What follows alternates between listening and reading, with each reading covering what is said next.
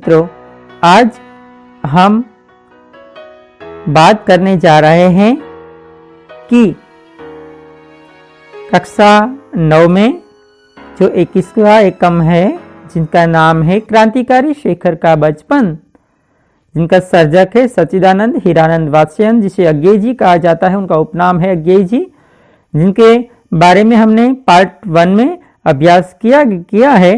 बाद में हम पार्ट 2 में बात करें तो जो कुछ भी पार्ट 1 में सीखा है उसके बारे में पहला मैं कुछ बात दोहरा देता हूं, क्योंकि बचपन में शेखर का स्वभाव कैसा था उनके बारे में कहा गया है। अपने घर में जो विदेशी वस्त्र थे उस पर मिट्टी का तेल डालकर उसे जला दिया था। उनके बाद मातृभाषा के प्रति उनका जो आदर था उसके बारे में भी बात की गई है। बाद में हम पार्ट 2 में आगे बात करें तो और अपने हिंदी ज्ञान को प्रमाणित करने के लिए और गांधी के प्रति अपनी श्रद्धा जिसे व्यक्त करने का और कोई साधन उसे प्राप्त नहीं था, प्रकट करने के लिए उसने एक राष्ट्रीय नाटक लिखना प्रारंभ किया।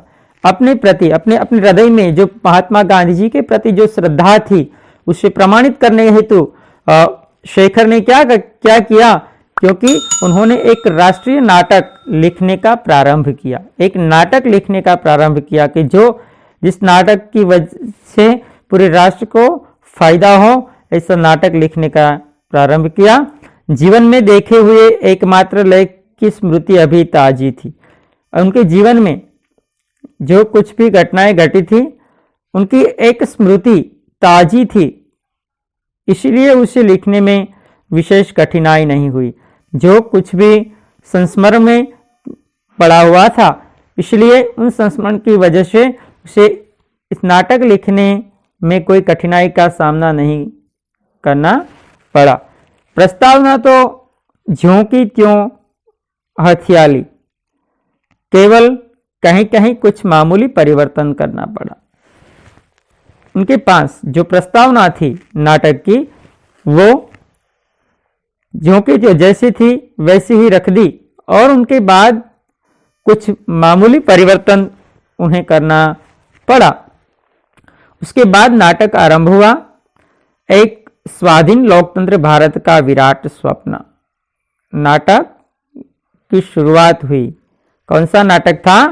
एक स्वाधीन लोकतंत्र भारत का विराट स्वप्न, जो सभी क्रांतिकारियों के हृदय में, सभी देशवासियों के हृदय में अंग्रेज के प्रति नफरत थी और अपने देश में जो अंग्रेज कार्य कर रहे थे, देश के सभी लोग उसे किसी न किसी तरह से आज़ादी पाना चाहते थे और उसी आज़ादी से जीना चाहते थे। इसलिए यहाँ जो बालक समान शेखर था, उसके हृदय में भी अपने देश के प्रति, देश को आजाद करने हेतु अपना छोटे से कार्य की शुरुआत की, जिसके राष्ट्रपिता गांधी है और सिद्धि के लिए साधन है अनवरत कताई और बुनाई, विदेशी माल और मनुष्य का परित्याग और प्रत्येक अवसर पर दूसरा गाल आगे कर देना। जो एनु साधन शू बने छे? कारण के मित्रों, आजे अत्याचार थाय छे। આજે તમે વિચાર કરો કે તમે કોઈક માર્ગ પરથી પસાર થતા હોય અને તે માર્ગ પર તમને કોઈ પરેશાન કરે છે, 1 દિવસ 2 દિવસ 3 દિવસ 5 15 દિવસ સુધી વારંવાર તમને પરેશાન કરે છે, ત્યારે એક દિવસ તમારા હૃદયની અંદર તેના પ્રત્યે ગુસ્સો ભભૂકી ઉઠવાનો છે અને એનું પરિણામ છે તે એ યોગ્ય આવી રહેશે। તો આજે જે અંગ્રેજોએ આપણા દેશવાસીઓને જે પીડિત કર્યા છે, જે પરેશાનીમાં મૂક્યા છે, જે શોષણ કર્યું છે, એનું મુખ્ય સાધન બને છે कतई और बुनाई, विदेशी माल और मनुष्य का परित्याग। जो विदेशी माल, जो देशनी अंदर जे कई विदेशी माल हतो एनो त्याग करवानी वात छे ते करी छे और प्रत्येक अवसर पर दूसरा गाल आगे कर देना, दूसरा गाल आगे कर देना, सत्य हरिश्चंद्र का इंद्रलोक प्रारंभ से हटकर अंत में आ गया था। सत्य हरिश्चंद्र એટલે કે सत्यवादी राजा हरिश्चंद्र का जो इंद्रलोक में जाने का प्रारंभ हुआ था, वे अंत में उसने अपने नाटक में जोड़ दिया था। अपने ऊपर शेखर की प्रतिभा द्वारा सूर्यास्त के सुनहरे टापू की छाप लेकर शेखर के नाटक का अंतिम दृश्य था स्वाधीन और बाधाहीन भारत, एक स्थूल आकार प्राप्त स्वप्न। एक स्वप्न था स्वाधीन भारत, स्व प्लस अधीन बराबर स्वाधीन મિત્રો, અને એ સ્વાધીન ભારતનું સ્વપ્ન લઈને જીવી રહ્યા છે અને ત્યારે બાધાહીન કોઈ પણ બાધાઓ વગરનું એક સ્થૂળ પ્રકારનો આકાર ધારણ કરે ને એવું મારા દેશને મારે જોવો છે, એ શેખર स्वप्न छेवी रहा है। ત્યારબાદ नाटक पूरा हो गया।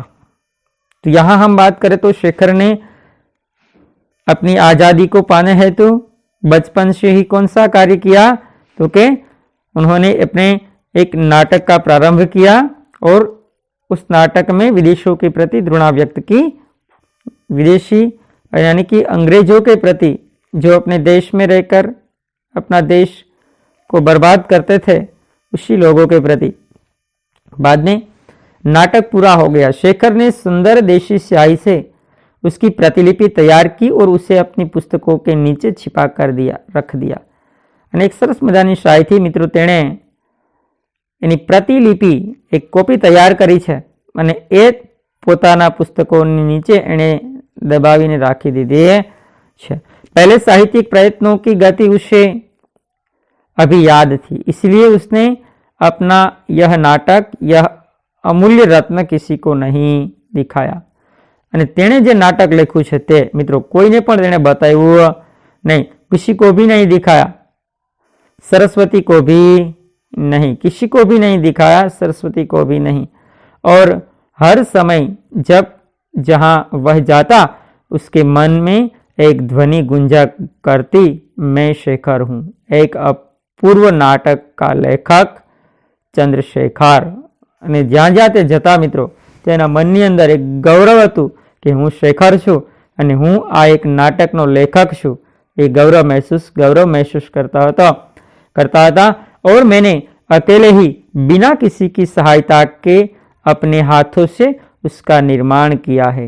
स्वाधीन बाधाहीन भारत के उस चित्र का मैंने जो के बात करी है, मैं मारा हाथ थी आ मारी कलम वडे एक स्वाधीन बाधाहीन भारतનું ચિત્ર છે તે તૈયાર કર્યું છે અને એ મારું સ્વપ્ન એક દિવસ છે તે અવશ્ય સાકાર છે તે થશે। મિત્રો આઝાદી અમસ્તા મળી નથી, અનેક વીર પુરુષોના બલિદાનો સાથે આઝાદી છે તે મળી છે।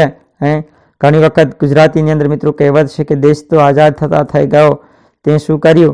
એની જેમ આ દેશની આઝાદી માટે ઘણા એવા વીર પુરુષોએ, ઘણી માતાઓએ પોતાના સંતાનો ખોયા છે, પિતાએ દીકરાને ખોયો છે, પત્નીએ પતિને ખોયો છે, મિત્રો બહેને ભાઈને ગુમાવ્યો છે ને ત્યારે આઝાદી પ્રાપ્ત થઈ છે અને એ આઝાદીને સાચવવી આપણી एक फर्ज बनी रहे छे। शेखर के पिता एक दिन के दौरे पर जा रहे थे और शेखर साथ था। एक दिवसना प्रवास माटे शेखरना पिताजी छे ते जई रह्या हता, त्यारे शेखर तेनी साथे जई रह्यो हता।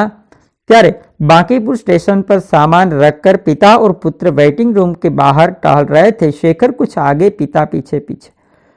अने त्यां बांकीपुर स्टेशन अंदर मित्रों जे रेलवे स्टेशन छे त्यां शेखर અને પોતાના એના પિતાશ્રી છે તે એ ટહેલ રહ્યા છે, યાની કે આપણે કહીએ છીએ કે ચક્કર લગાવી રહ્યા છે વેઇટિંગ રૂમની અંદર। પિતાજી છે તે શેખરની પાછળ પાછળ ચાલે છે અને શેખર છે તે આગળ ચાલે છે। रूम के बाहर पास से एक लड़का आया और शेखर की ओर उन्मुख होकर अंग्रेजी में बोला। થોડીક વાર લાગી ત્યાં મિત્રો એક છોકરો છે તેની પાસે આવે છે અને શેખરની સામે જોઈ मस्तक ऊंचू करी અને તે કંઈક અંગ્રેજીમાં બોલે છે। बराबर समझो। तुम्हारा नाम क्या है? शेखर ने सिर से पैर तक उसे देखा। लड़का एक अच्छा सा सूट पहने था